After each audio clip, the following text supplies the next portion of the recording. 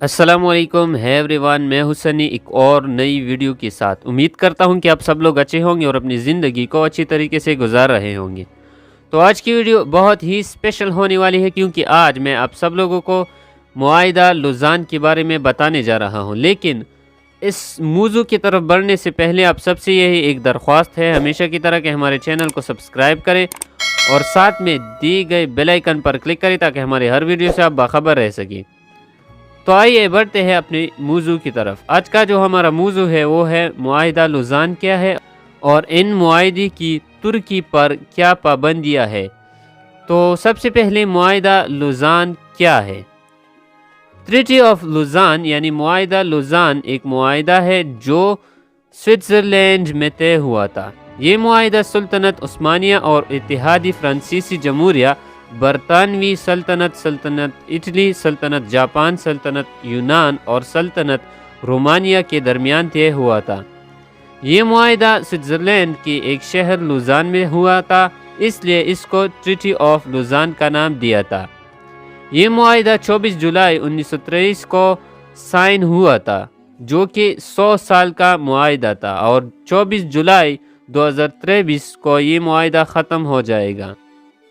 मुआहिदा लुज़ान का मतन फ्रांसीसी ज़ुबान में लिखा गया था और ये फ्रांस की तहवील में हुआ।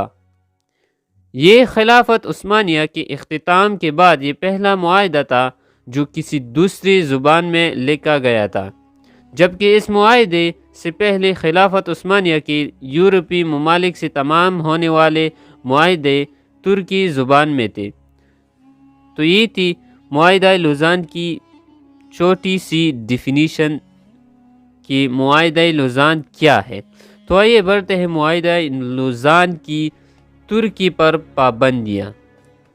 मुआहिदा के तय होने के बाद तुर्की पर कुछ पाबंदियाँ आयद की गई थी, जिनमें सबसे पहला मुआहिदा लुज़ान की रूह से खिलाफत उस्मानिया को ख़त्म और सुल्तान को इनके ख़ानदान समेत तुर्की से जिलावतन कर दिया गया था। नंबर 2, खिलाफत की तमाम ममलूकात ज़ब्त कर ली गई थी, जिनमें सुल्तान की ज़ाती इमलाक भी शामिल थे।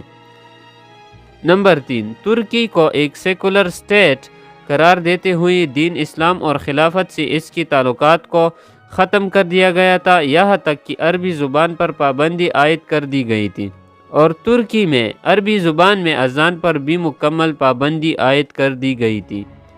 नंबर 4, तुर्की पेट्रोल के लिए ना अपनी सरजमीन पर और ना ही कहीं और ड्रिलिंग कर सकेगा और अपनी ज़रूरत का सारा पेट्रोल इंपोर्ट करने का पाबंद होगा। नंबर 5, बहरी जहाज़ों से टैक्स वसूल नहीं कर सकेगा।